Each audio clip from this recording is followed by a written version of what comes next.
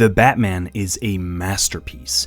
Batman is one of the most fascinating characters I have ever known.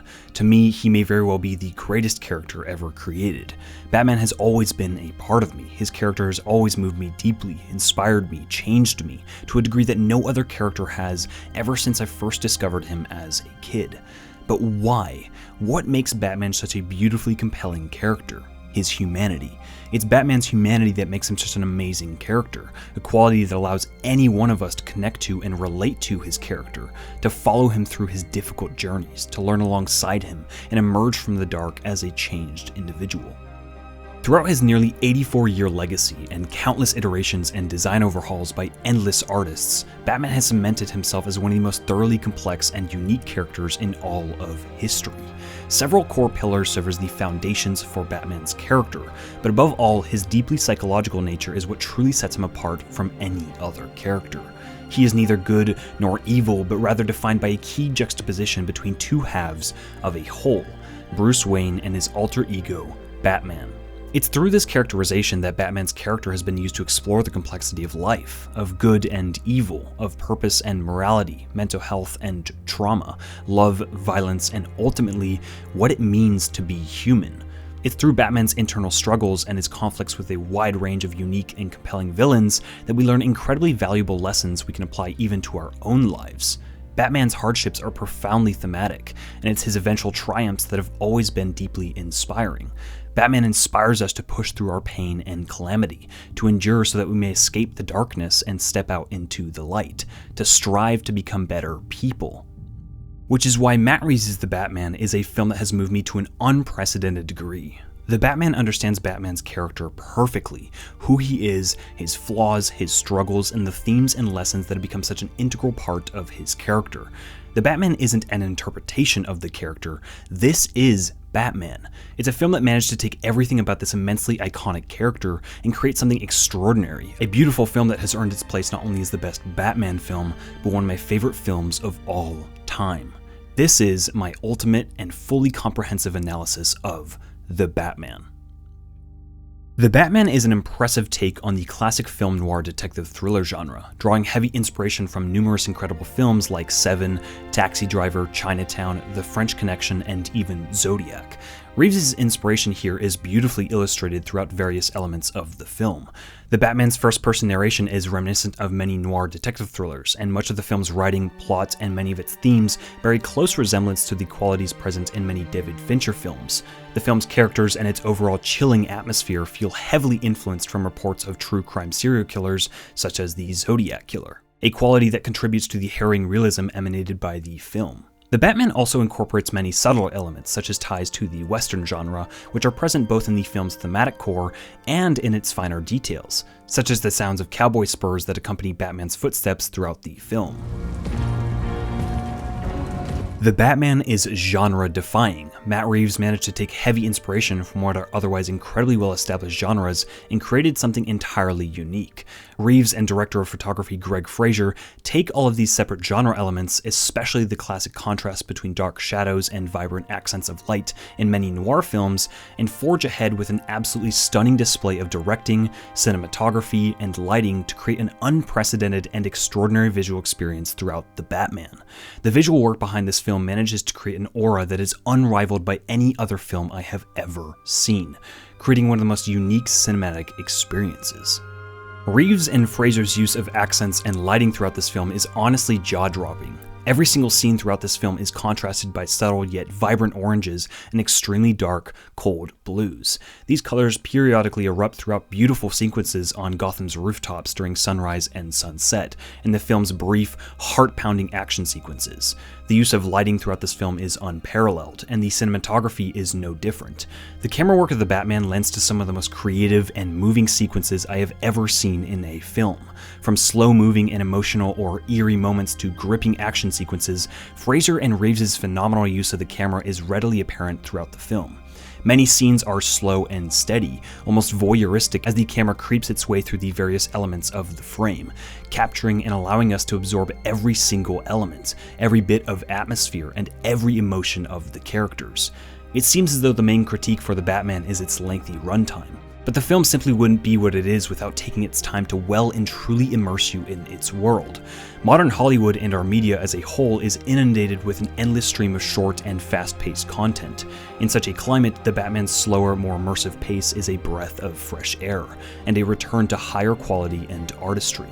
This unique cinematographic style is especially critical when it comes to the incredible action throughout the film. Whether it's the bone-crunching hand-to-hand combat, the enormous car chase, or the film's insane climax, the camera work throughout each of these scenes is unmistakably clear and steady. The Batman feels like the first superhero film in a very long time to simply step back, let the camera roll, and capture every detail of the action. While we may not notice it at first, this makes an enormous difference in the way in which you perceive the dynamics of the action and the film as a whole. While a normal action movie might use several dozen cuts in just a couple of minutes of action, the Batman often restricts itself only to a couple of cuts, and this changes everything.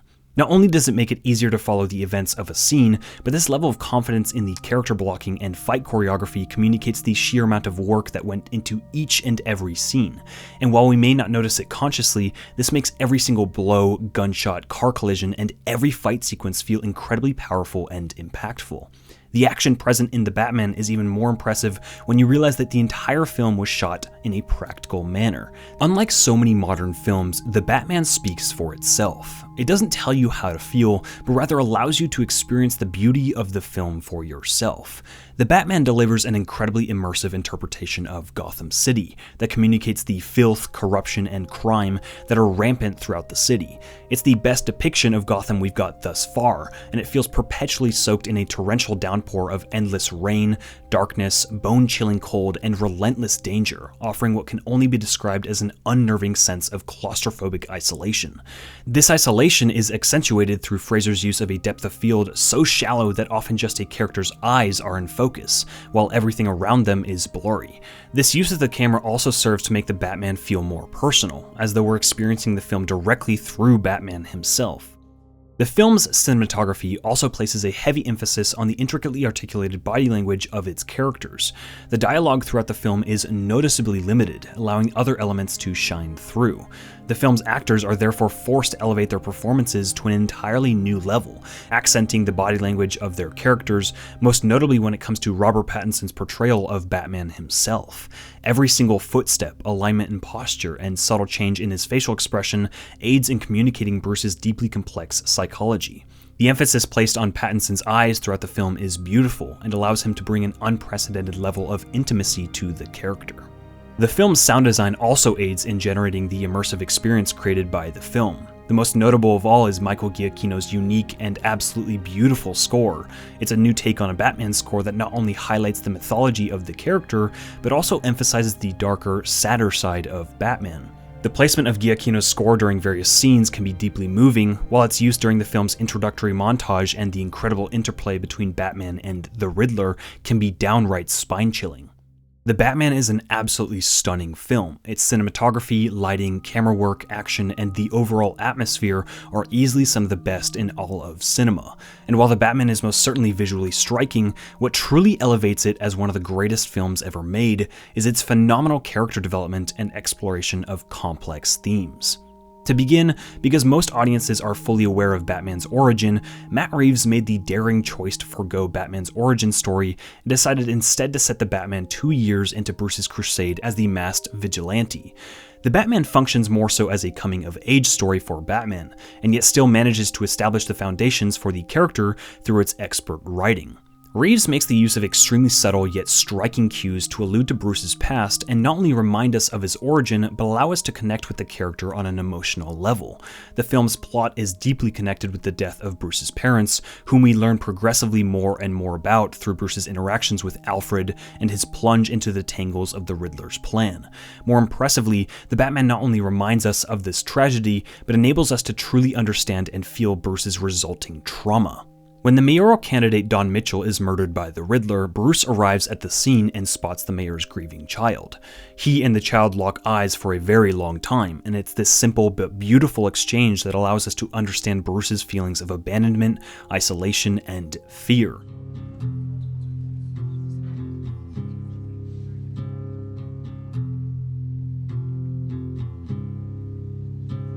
While the film takes place 2 years into Bruce's vigilantism as Batman, Reeves makes a concerted effort to place a heavy emphasis on the fact that Bruce is still learning. Unique from any other live-action Batman, this version of Bruce is still learning how to actually be Batman. It's a quality that's subtle, but its presence makes an enormous difference, not only in our interpretation of the character, but in his developmental arc as a whole.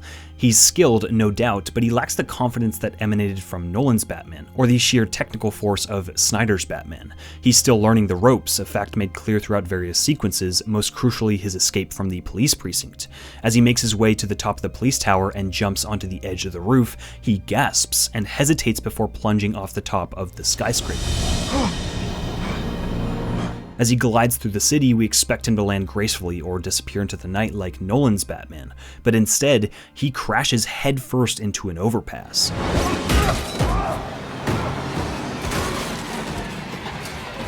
While certainly jarring, these elements are crucial. Reeves didn't need to include these details, but in doing so he's able to allude to Bruce's inexperience, and also ground the character in reality, showing us Bruce's fallibility. It's small details such as these that show us Batman is still human, that he isn't 100% confident in his actions, and that he's still learning just as we are. These small elements work to make Bruce feel so much more relatable. But Bruce isn't just learning the technical side of vigilantism here. More importantly, he's learning what he wants to fight for, what he wants to represent, and who he wants to be as a person. His incredible character arc throughout the film is defined by his heavily introspective learning process, a process that begins with untethered rage. Bruce is thoroughly defined by this emotion for a large part of the film. His rage is a product of his trauma from the death of his parents, serving as a direct coping mechanism in response to his deep-rooted sense of fear. Fear serves as a core theme of the Batman, and as Bruce puts it, fear is a tool.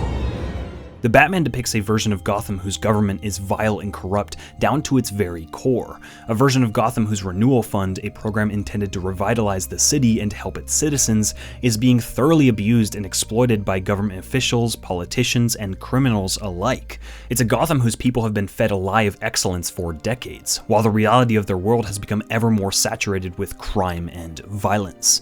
The need to unmask this corruption and shine a light on the truth both serve as key threads throughout the film, with one of the first things to be unmasked being Gotham itself. But as the city's corruption is brought into the light, many powerful figures such as District Attorney Gil Colson choose to die to protect their families rather than give up the truth. It rapidly becomes clear that Gotham's citizens, officials, and even its criminals live in apathy, choosing to be corrupt, commit crime, and stay silent rather than fight against pervasive injustice. Why? Because they are afraid. Carmine Falcone, it turns out, acts as the source of that fear, and he spreads it like a plague throughout Gotham, a plague that consumes the city, its people, and extinguishes even the smallest ray of light. This version of Gotham is drowning under an ocean of fear, serving as a breeding ground for violence. The Batman truly communicates the feeling that any effort or attempt at reparation is utterly hopeless, and yet surprisingly, in response to the terrifying reality of life in Gotham, good-hearted, brave people such as Bella Real and Jim Gordon step up into the light to stand proudly against injustice, to give people a figure with a face to follow through the darkness and into the light. There are also others that rise up to combat Gotham's violence, but lead their revolutions from the darkness of the shadows. Though they don't realize it at first, Bruce and Riddler are both direct products of the corruption, brutality, and systemic fear that have infected Gotham. Many striking parallels are drawn between the two. They're both orphans, they've had everything ripped away from them by Gotham's cruelty, and they've been outcast from society their entire lives. And though Bruce may have grown up in luxury, both have suffered through and endured similar degrees of trauma. But what's more is that they're both severely misguided in their actions, a truth that serves as the foundation for Bruce's character development. However, crucial differences between Bruce and Riddler arise in how they cope with their trauma, and the actions they take as a result of their respective coping mechanisms. Bruce most certainly doesn't begin as a hero in this film. He's traumatized from the death of his parents, struggles heavily with his mental health, and is grappling with deep-seated feelings of fear. He's completely consumed by his trauma, and his only escape, his only mode of release, manifests itself in rage-filled nights as a vigilante known only as Vengeance, and rightfully so. Our knowledge of the character only further cements this deeply troubled portrait of Bruce throughout the film. Traditionally, Bruce is a playboy billionaire, and Batman is his darker alter ego. But here, the two personas are nearly one and the same, with little to no distinction made by the film to separate the two. It's a beautiful way of utilizing our previous knowledge of the character to illustrate how far gone Bruce is here. It's a deeply psychological portrait of the character that we've never seen in a film before, a portrait that reveals so much about Bruce's struggle. Reeves' haunting use of famous musician Kurt Cobain's Something in the Way at various points throughout the film is darkly fitting. Bruce's broken mental state and escapist nightlife full of violent highs bears a dangerously close resemblance to the troublesome, drug-filled rock star life that Kurt Cobain led before he tragically died. It's a powerful comparison that not only communicates Bruce's struggle, but further reinforces Bruce's vigilantism as a coping mechanism, an escape from his trauma, an outlet. And once the sun rises, he's forced to come down from that high of the night and face reality. Bruce is extremely quiet and reserved, which not only goes to show how observant he is as a person, but also reveals how trapped he is psychologically. His trauma and fear have locked him deep inside his own mental prison, a hellish prison that has blocked out nearly every shred of emotion from his mind, and left only a drive for vengeance. Bruce is terrified of emotional vulnerability, and the possibility of feeling anything remotely close to what he experienced after the death of his parents. This fear and total disconnect from his emotions is beautifully illustrated through his interactions with Selina Kyle and Alfred. I've seen many people claim that there exists next to no chemistry between Bruce and Selina, but I'd readily disagree. The interplay between the two isn't supposed to mirror the stereotypical Hollywood depiction of a budding relationship between a hero and heroine. Their relationship manifests itself much differently than what we're used to or what we'd expect. Bruce is terrified of his emotions, and thus not only unable to connect with those emotions, but also incapable of opening up, and therefore unable to properly interact with a potential love interest such as Selina. Bruce isn't your typical male hero. He isn't flashy, arrogant, or flirtatious. He's a socially awkward recluse, both physically and mentally. Bruce struggles deeply when it comes to communicating his internal state, let alone interpreting that of another. We see this in his various interactions with Selina. These moments are crafted so that both we, the audience, and Selina feel a sense of tension, only to realize Bruce's mind is somewhere else entirely. He isn't quote-unquote normal, and somewhere Selina recognizes him as somewhat of a stray and falls for him in her own way. It's worth mentioning here that Selina is by far the most interesting and compelling live-action adaptation of Catwoman, and easily one of the most unique and inspiring female anti-heroes of the modern superhero genre. Zoe Kravitz plays her beautifully, bringing an unprecedented level of depth, emotional complexity, and ability to the character. She's entirely independent, often operating separately from Bruce, and though her morals and goals are in stark contrast to Bruce's and the two separate in the end, it's clear he's deeply moved by her. However, what I find communicates Bruce's fractured emotional state most effectively is his relationship with Alfred. While Bruce is outwardly aggressive towards Alfred, it's readily apparent beneath his hardened surface that he loves Alfred deeply. It takes some time, but after Alfred nearly dies, he manages to communicate this through an extremely awkward and indirect manner. Bruce's extreme difficulty in expressing his emotions to Alfred at the hospital reveals so much about his character. Robert Pattinson's phenomenal performance, his ability to deliver Bruce's dialogue in such an awkward, uncomfortable manner, shows us that Bruce not only doesn't even know how to begin to express himself, but that it's extremely painful for him to open up and connect with that part of his psyche. Bruce's trauma, fear of emotional vulnerability, and his boiling rage manifest themselves into vengeance. He isn't known as Batman by the people of Gotham, but rather as an agent of fear. This version of Bruce isn't a hero. He's unhinged, deeply obsessed, and almost psychotic, and the way the people of Gotham perceive him reflects that. The man he saves from the gang at the beginning of the film begs Bruce to spare his life. The police abhor him, and the people trapped in the submerged wreckage at the end of the film's climax hesitate before accepting his help. Bruce's rage-driven crusade has only one goal: vengeance, and nothing else. He's obsessed, and in that obsession he's lost sight of everything else around him, including any care for his own life. When confronted by Alfred at the beginning of the film, Bruce states, "If I can't have an effect, I don't care what happens to me. This suicidality points to a complete disregard and loss of any value for his own life, a dark reality that is reflected all too clearly in his actions. During the active bomb situation, Bruce moves ever closer to the bomb, even as it approaches the last seconds of its timer, holding his ground until it explodes, propelling him across the cathedral.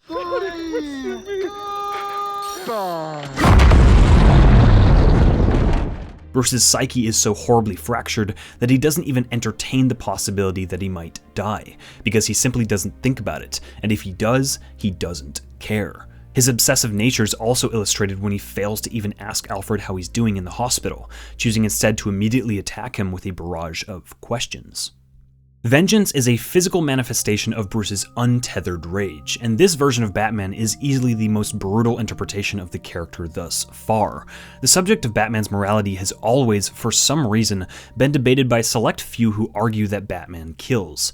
Batman does not kill. This strict moral code is a defining part of his character, and it's this quality that serves the source of some of the most prominent narratives throughout his history. Reeves makes sure to emphasize this quality throughout his film, making it abundantly clear that Batman does not kill. No guns. Yeah, man, that's your thing. However, even though this version of the character doesn't kill, he is far from a saint. Robert Pattinson's fight choreography training specifically focused on communicating an uncontrolled and relentless release of rage, and it shows. This version of Bruce is untethered, chaotic, and extremely violent. Every bone-crunching action sequence reinforces this and paints a picture of an unhinged and unstoppable force of violence. Bruce is a direct product of the fear that has corrupted every nook and cranny of Gotham City. His obsessive crusade of inflicting nightly terror on lowly criminals is not only a coping mechanism, but a response to the pervasive injustices he perceives around him. Bruce recognizes that Gotham is, at its core, filthy, and that something needs to be done to correct the systemic issues that cloud the city. And though Bruce recognizes there is a problem to be solved, it's readily apparent he doesn't know exactly how to solve it or even what the problem is to begin with. A sentiment he expresses in his opening monologue. I wish I could say I'm making a difference, but I don't know. Bruce doesn't know if his actions are making a difference. In fact, it actually seems as though things in Gotham have only gotten worse, despite his total devotion to beating down the rising crime wave. Bruce spends his nights beating the shit out of street-level criminals, but in his close-minded, obsessive state, he hasn't taken a step back to actually reflect on the big picture. You can beat up petty criminals every night and take them off the streets, but more will simply take their place. The Riddler is someone who recognizes this perfectly, and even comments on Bruce's lack of insight. Oh, you're really not as smart as I thought you were. However, what makes the Riddler so interesting is that he's not only a product of Gotham's pervasive issues, but also a direct byproduct of the brutality of Bruce's own actions. But unlike Bruce, the Riddler hasn't missed the bigger picture, and comes to the conclusion that in order to truly fight injustice, you need to elevate your campaign to a more macroscopic level, and thus, the atrocities the Riddler commits serve as a horrifying wake-up call, a call that finally brings the city's attention to the real problems in Gotham, the core of the city's rampant issues. The Riddler is an incredibly well-written character that deserves his own entirely separate video essay, seemingly pulled directly from real-life case files on the Zodiac killer and the pages of David Fincher's film Seven. Paul Dano's Riddler is downright terrifying. He's terrifying not only because of Dano's phenomenal performance or the atrocities the character commits, but because he's real. The Riddler not only emulates real-life serial killers, but is also reminiscent of the unhinged mass murderers our society has become appallingly accustomed to in recent times. But we only realize how tangibly real the Riddler is in what is easily one of the best scenes in the film, and one of my all-time favorite scenes, the interrogation between Batman and the Riddler. It's here that the Riddler is elevated from an eerie myth to a truly terrifying reality. It's at this moment that both we and Bruce realize the Riddler is just a normal person, a person that has been beaten down and abused by a cruel society, a person that has taken justice into their own hands. The Riddler pretends to be a revolutionary, when in reality he's feeble, pathetic, and misguided. He's an insecure domestic terrorist whose only real goal is to exert revenge on a world from which he feels ostracized. Interestingly enough, the film's sound design thoroughly reflects this change in our perception of his character. The Riddler has a theme created by Michael Giacchino, along with various strange ambient sound cues that follow his presence throughout the film. At first, it seems as though these sounds serve to cue us to his physical presence, but as the film progresses, it becomes more and more apparent that this sound design actually serves to illustrate Bruce's perception of the Riddler, and by proxy, our own. This is most notable during the funeral proceedings at the cathedral, during which Bruce is horribly paranoid, expecting to see the Riddler in every shadow he sees. We hear the Riddler's sound cues, but we don't actually see him till the end of the scene. However, the moment the Riddler is unmasked during the interrogation scene, this ambient sound design disappears entirely as both we and Bruce begin to realize who he truly is. Just a man. He's the only one we didn't get. In fact, on a more metaphysical level, if we treat Gotham's injustice, fear, and corruption as a tumor, the Riddler is very much indicative of the death that results from that tumor. He's a product of Gotham's horrors and functions as an all-encompassing response. His only real goal is to simply burn Gotham to the ground without prejudice. Despite his grandiose beliefs, the Riddler is simply yet another symptom of a diseased society. But more importantly, Bruce is also a part of that problem. He's close-minded, obsessive, and only directed by his boiling internal rage. And because of that turmoil, he fails to notice the bigger picture. Not just in terms of Riddler's plan, but in terms of his campaign against widespread systemic injustice as a whole. In a spine-chilling moment, Jim Gordon asks one of the Riddler's followers to identify themselves, and their response is, I'm vengeance. It's at this moment that it clicks, and Bruce is forced to confront the horrifying reality that his misguided actions have inspired an army of domestic terrorists to inflict violence on innocent civilians and tear Gotham to the ground.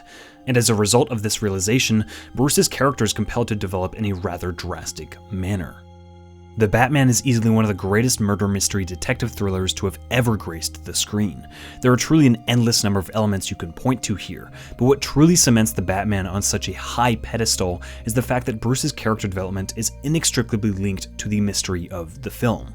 On a more emotional level, the further we progress into the film and the deeper we delve into the mystery, the more personally invested and emotionally attached to Bruce we become. Every aspect of the mystery digs further and further into Bruce's past, not only allowing us to better understand him, but also forcing both him and us to confront his psychological turmoil. We learn of Bruce's isolation and trauma through his interactions with the orphan child of the mayoral candidate, and we dive deep into his past as the Riddler unearths and sheds light on the mysterious death of Bruce's parents. It's through the Riddler's mystery that we learn of the unique thematic duality the Batman draws between evil forces and agents of fear like Falcone, and forces of purity like Bruce's father, Thomas Wayne. If Falcone is the devil incarnate, then Thomas Wayne is akin to a saint. Except it is due to this quality of unwavering purity that Thomas Wayne inevitably fails and makes a horrible mistake. While forces of pure evil may exist, it is impossible to be both human and angelic. Attempting to be an agent of pure good, as was Thomas Wayne for a while, is inhuman and thus bound to result in failure. It is through his complicated discovery of his father's crime that Bruce must come to terms with this reality. That although his father was a good person, he was still human, and in his humanity he made a critical error. More importantly, however, Bruce must acknowledge his own humanity as well, and his own fallibility, just like that of his father. The mystery presented by the Batman doesn't just teach us about Bruce's past. More importantly, it is wholeheartedly reflective of Bruce's own internal psychological journey. Bruce is traumatized, haunted, and unhinged. His only emotional release manifests itself in endless, rage-filled, misguided, and blindsided nights in which he beats the living hell out of faceless street thugs. All the while, Bruce recognizes there are critical issues he needs to solve, but he simply doesn't know what they are, or even how to begin solving them in a meaningful way. And thus, when he chooses the path of vengeance, he becomes the literal embodiment of vengeance, an unstoppable agent of fear. But fear begets fear, and Bruce's reign of fear ultimately results in the creation of the horror that is the Riddler. It is only when Bruce finally comes face to face with Riddler and later hears his own motif uttered by one of Riddler's anarchists that he suddenly realizes the core issue. Bruce is finally forced to recognize that fear is the true problem that has diseased Gotham for so long, a problem that he has only helped to intensify. Bruce is forced to confront this harsh reality through the literal, physical manifestation of the adverse effects of his brutal and violent actions: the Riddler. The Riddler is a product of widespread societal fear, but he would not exist without a figure such as Bruce to inspire him, a fact he makes clear during his interrogation. Fear and a little focused violence. You inspired me. Though he is horribly misguided, the Riddler's actions and elaborate mystery he lays out not only force the people of Gotham, but also Bruce to reflect inwardly on himself, his beliefs, his actions, and his overall impact. He realizes that much of his crusade has unintentionally resulted in only further violence, and that he must change this in order to make a real, meaningful impact. He jumps off the scaffolding high above Gotham Square, severs the electrical cord, and falls into the turbulent waters below. His fall is accentuated not because he might die from the fall, but because the sequence that follows is very much the rebirth of his character. As he's consumed by the raging, inky black water, vengeance dies, and Bruce's misguided perceptions along with it. As he bursts above the water's surface, Batman is born, and along with him, justice. He lights a blinding red flare and trudges through the water towards a group of civilians trapped under a heavy wreckage. People are terrified of him at first, but when the child accepts his helping hand, the rest begin to follow. It's here that Reeves creates one of the most beautifully striking images in all of film. As Bruce makes his way through the darkness, the flare high above his head, Gotham's citizens follow closely behind him through the water. It's a piece of imagery that is incredibly metaphorical, representative not only of the Statue of Liberty, but also of one of the film's central themes, unmasking the truth and bringing it into the light. The light serves as a metaphor for justice, righteousness, and peace, and through his actions, Bruce not only begins to shed light on the corruption in Gotham, but he actually becomes that light. He lights up the flare, and bathed in its bright red glow, he becomes the light that people of Gotham can trust and follow. The Batman presents an intricate set of characters, a terrifying mystery, and an incredibly involving story that all come together to produce a beautiful development in character. Through his perversion of justice, the Riddler forces Bruce to shed his naivety, to recognize that he's made a critical error in both his intent and the scope of his campaign. Bruce acknowledges the fact that he needs to pursue something beyond street-level violence, that he needs to work on a much larger scale to truly bring about meaningful change. In acknowledging this, he grows past his faults and develops, becoming something entirely different, something new. The mystery of the Batman forces Bruce to leave vengeance behind and become Batman, to become a brightly lit beacon of hope, a symbol that shows people they no longer have to live in fear, that they are not alone, and that they can stand together, unified against injustice. Bruce grows and develops as a direct result of both the events of the film and his complex interplay with the Riddler. Bruce Wayne transcends vengeance to become the Batman because of the Riddler's mystery. Bruce's arc throughout this film is beautiful. It's beautiful that the Batman begins with a civilian begging for Bruce to spare his life, and ends with a civilian clinging to Bruce for their life. It's beautiful that Bruce learns to face his trauma, to connect with his emotions and face his rage, to leave vengeance and the darkness behind, and fight to climb his way up toward the light, to become something greater, to become a symbol of hope for humanity. In a world full of bland, look-alike Hollywood blockbusters devoid of any creativity, charisma, or thematic depth, the Batman stands as a reminder that incredible films can still be made, as a reminder that modern cinema isn't dead. But the Batman transcends even film. It stands as something greater and more powerful than anything defined by film. The past years of our world have seen an immense amount of chaos, suffering, and violence. A global pandemic shut down the entire world, a major war has erupted, and people across the globe continue to suffer amidst pervasive poverty and governmental neglect. The rate of mass shootings is ever increasing, the lives of thousands lost every year, and as climate change spirals out of control, our world rapidly approaches cataclysmic disaster. And yet amidst all this chaos, we've chosen to divide ourselves even further, to spread misinformation, hatred, violence, racism, gender-based hate crimes, and so much more. This is the state of our world, and like it or not, the Batman highlights this throughout its narrative and themes. The Batman reminds us to take a step back and reflect both inwardly on ourselves and the state of the world around us. It reminds us that true change can only arise if we abolish the divides we've so readily placed to separate ourselves and come together as a single, unified people to seek true justice, peace, and well-being for all. The Batman is a shining example that shows us that even in our darkest times, when we feel afraid, lost, and isolated, we can still endure. We can still stand up for what's right and become something greater. Amidst such a tumultuous time, the Batman truly stands as a beacon of hope that we can all follow in an effort to mirror Bruce's footsteps, to come together and truly strive to become better people. The Batman is the shining light we can follow to escape the dark. The Batman is a masterpiece.